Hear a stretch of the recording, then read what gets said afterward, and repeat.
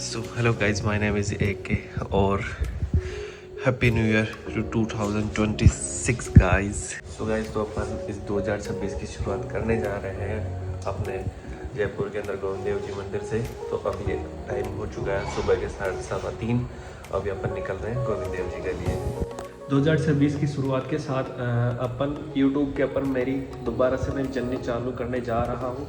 मैं इस 2026 की स्टार्ट से 10 दिन का डेली ब्लॉगिंग का चैलेंज एक्सेप्ट करता हूँ। देखते हैं चैलेंज कंप्लीट होता है नहीं होता, फिर बाद में चैलेंज इंक्रीज करते जाएंगे। ठीक है गाइज, तो इस ब्लॉग को एंड तक देखना। कोई ख़राबी हो तो बताना, अपन इस चीज़ को इम्प्रूव करेंगे। ठीक है।